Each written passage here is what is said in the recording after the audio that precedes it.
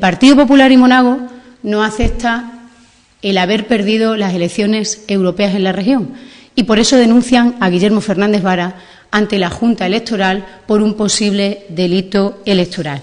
Y mire, yo quiero decirle al señor Monago con todo mi cariño que si el señor presidente de la Junta de Extremadura piensa que los ciudadanos le han dejado de votar porque han leído un post, un artículo en el blog personal de Guillermo Fernández Vara, se equivocan.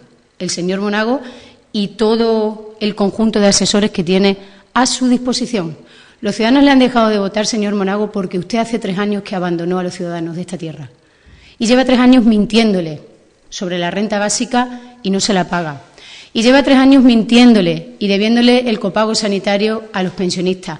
Y lleva 3 años recortando la sanidad pública y la educación pública y denigrando, por lo tanto, los servicios públicos y empeorando su calidad en nuestra región.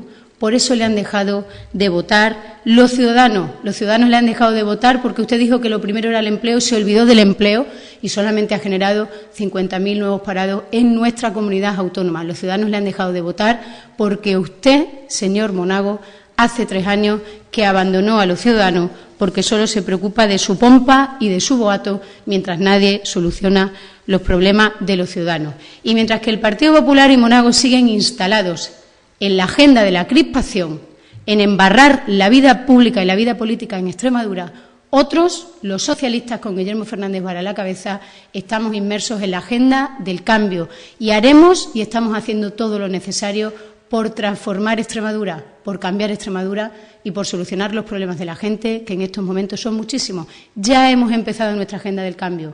Esta semana hemos tenido la primera reunión, en este caso con el sindicato UGT, y continuaremos en las próximas semanas y de manera incansable hasta el año que viene por transformar una realidad que es muy cruel para muchos ciudadanos en Extremadura.